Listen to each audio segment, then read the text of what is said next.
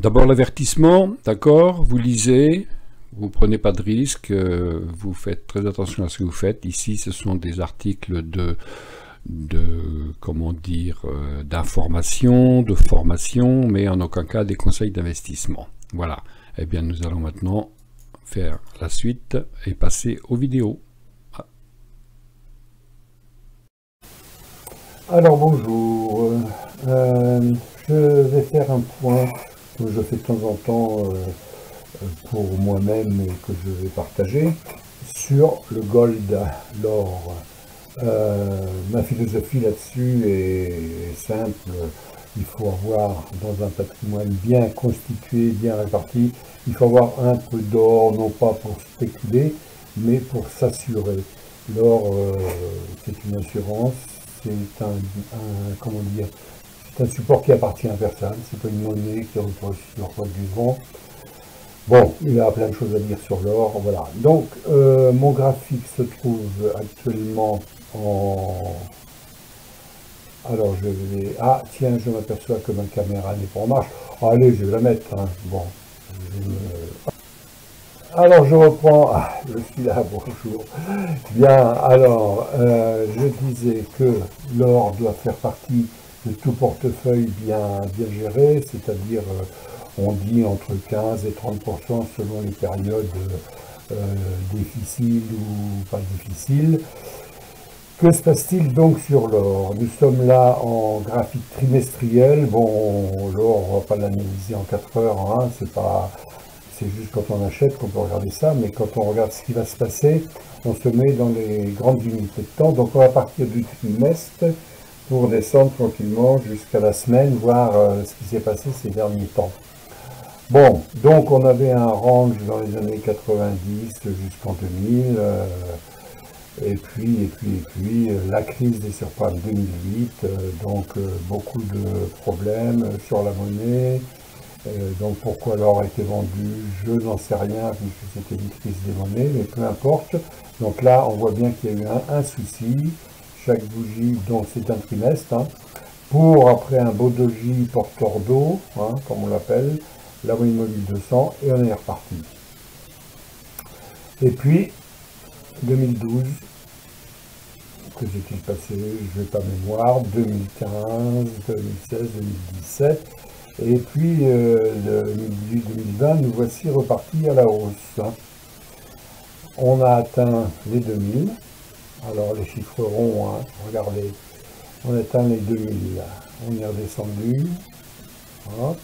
On pullback, on repart, on revient à 2072, on repart, on revient à 2000 exactement, 2000, voilà, 2002 sur le haut de la bougie, on repart et en octobre, on est reparti et ici en janvier, nous voilà en positif.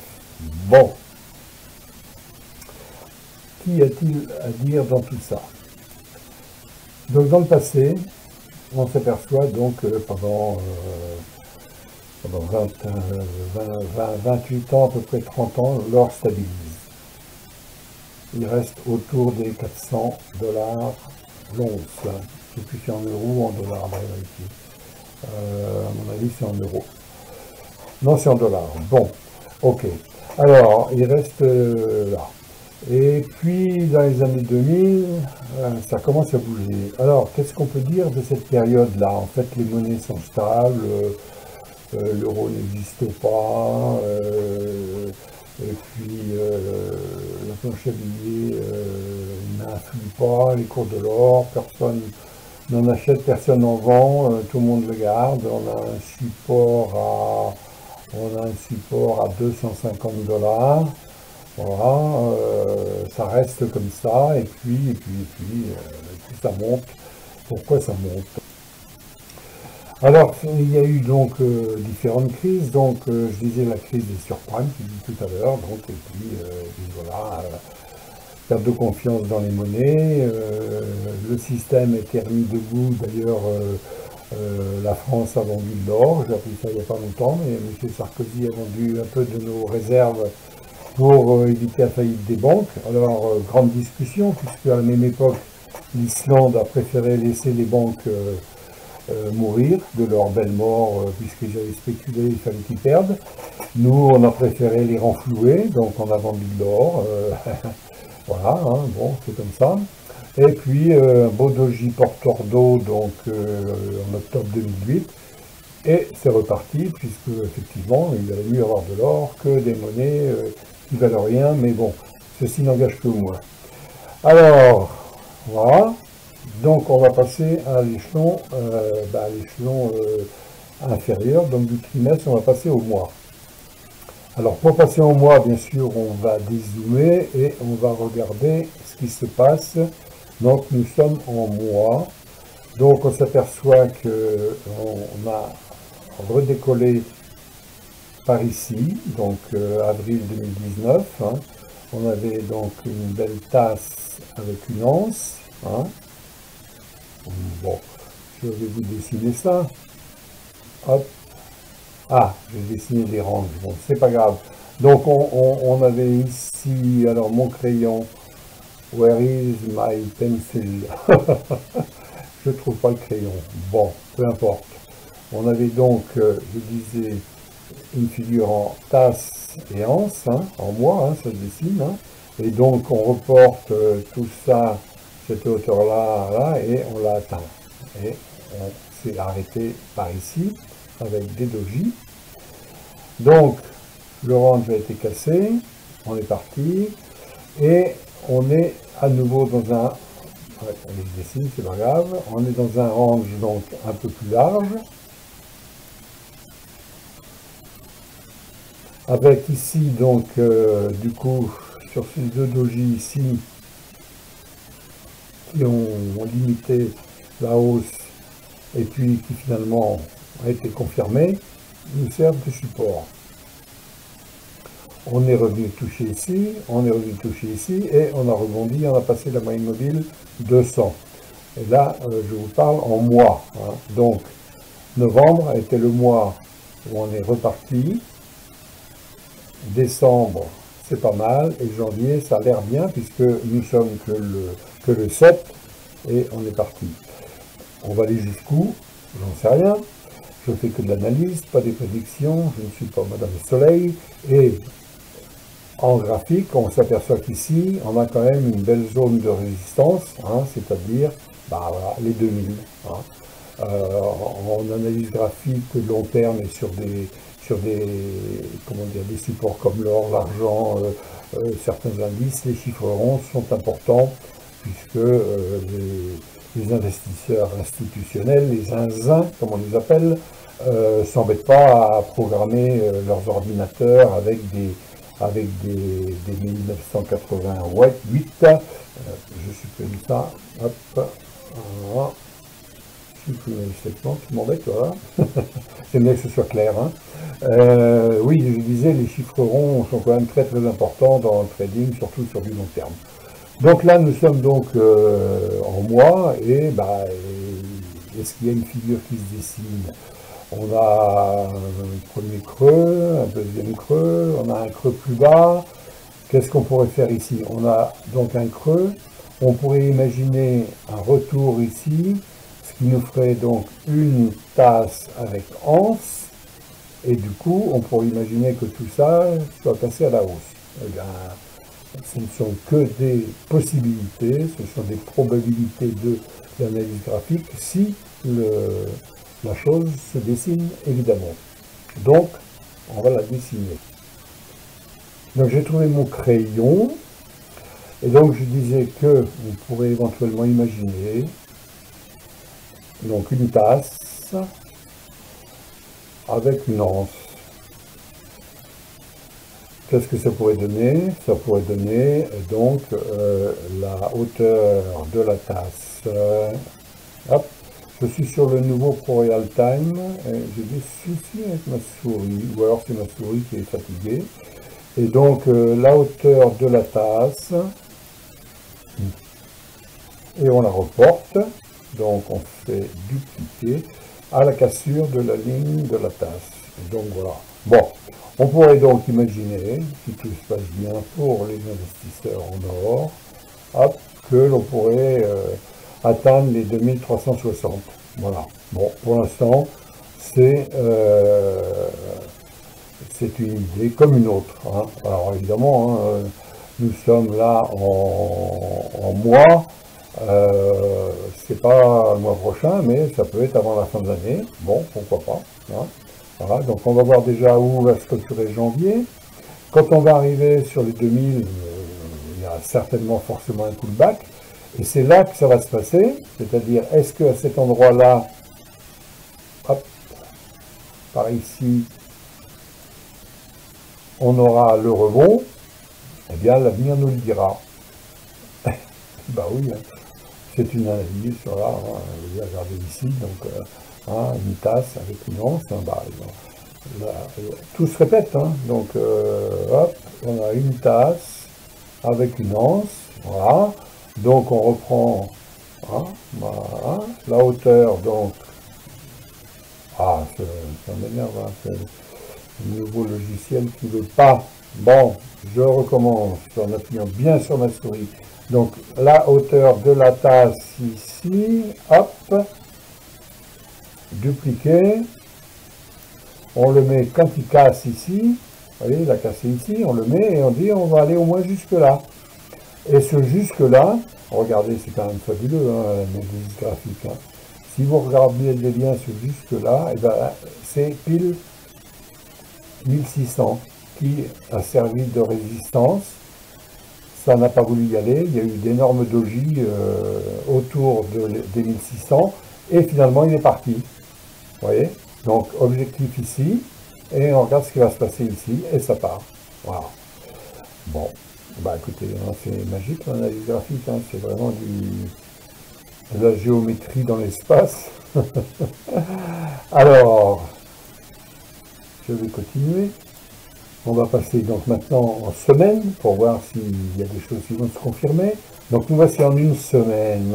Alors, on va grossir puisqu'on a analysé le passé et regardons ce qui se passe là depuis donc voilà, mais donc, toute cette année. Donc on va afficher les objets et vous allez comprendre. Donc on a ce fameux range, hein, les 2000 qui nous ont bloqués et les 1600 ici, qui ont servi.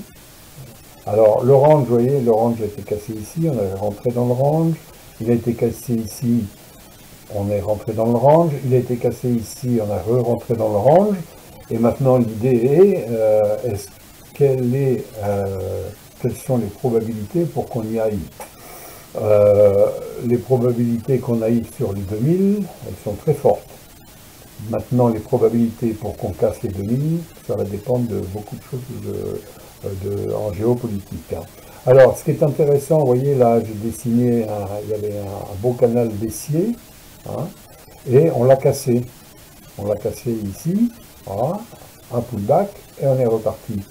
Là, c'est pareil, dans l'analyse graphique, on prend la hauteur du canal, en vertical, hein, pas la hauteur du canal, pas dans ce sens-là, hein, dans ce sens-là, la hauteur du canal, dupliqué, on remet le canal à la sortie, et voilà l'objectif qu'on avait, c'est-à-dire 1834.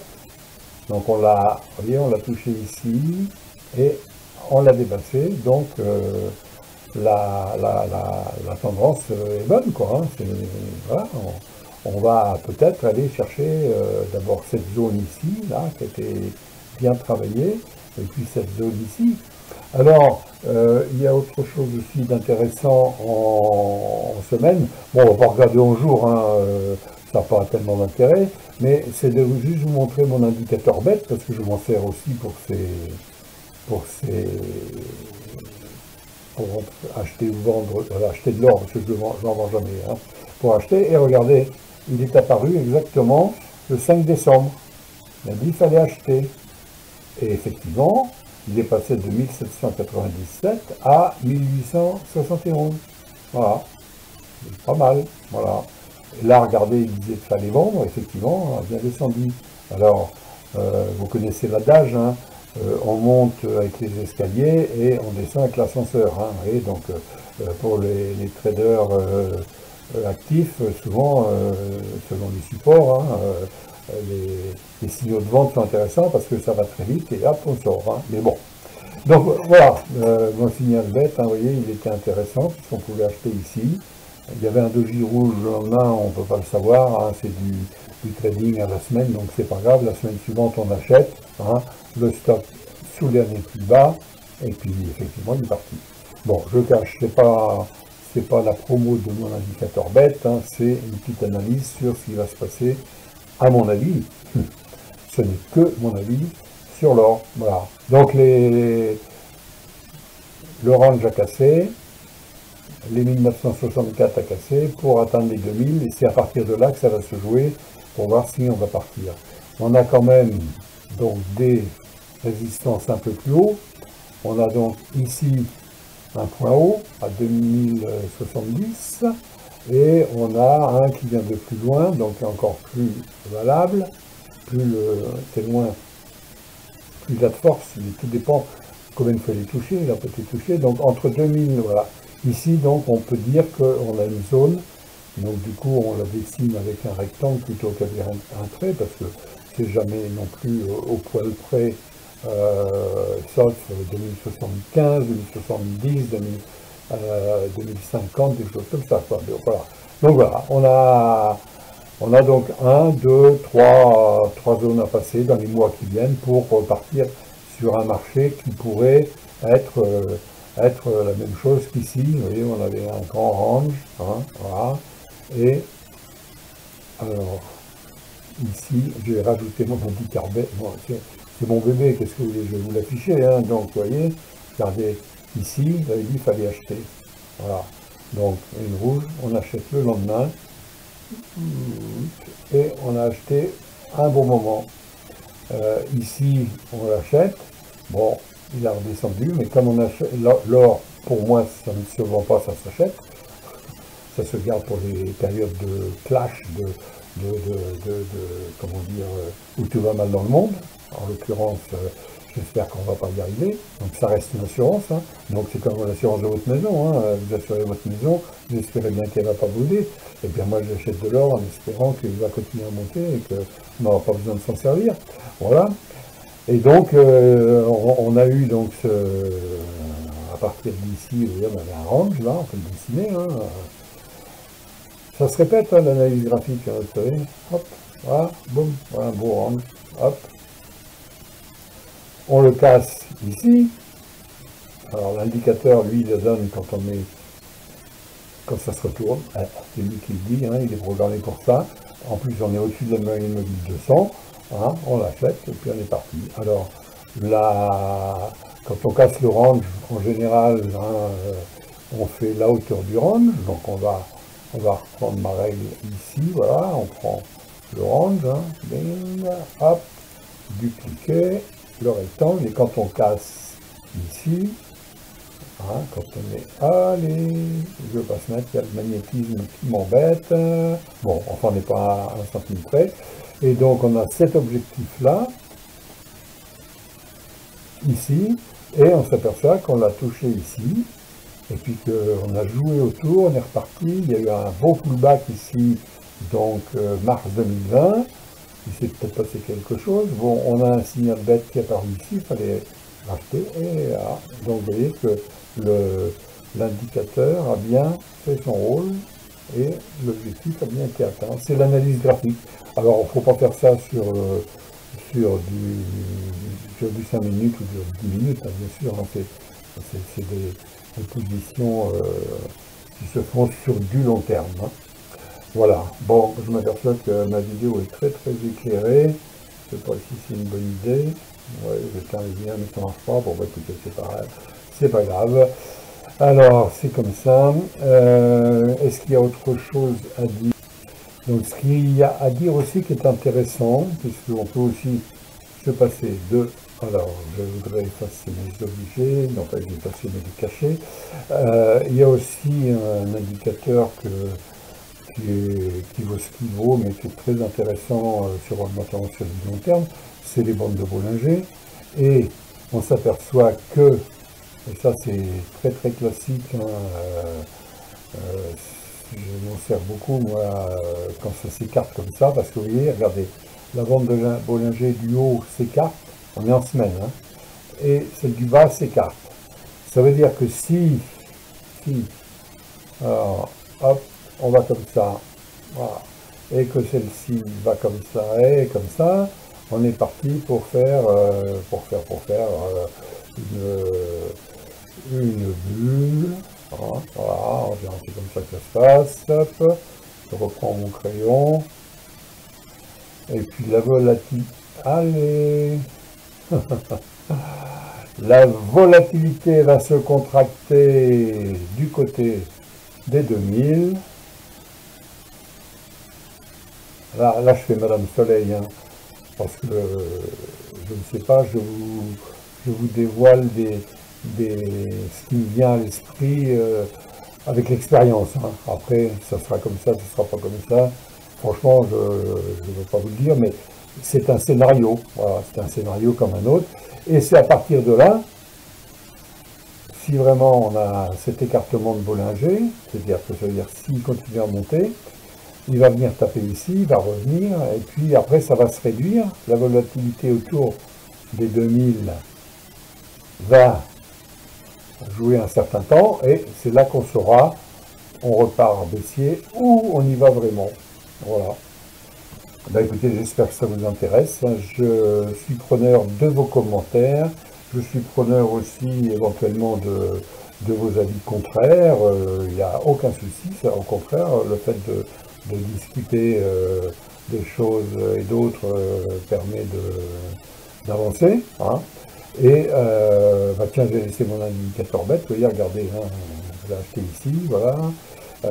Ici, bah oui, regardez, il fallait acheter, puis boum, on a un autre derrière. Ah ben oui, hein, il n'est pas dans le vert. Bon, là, il faut acheter, il est dans le vert. Bon.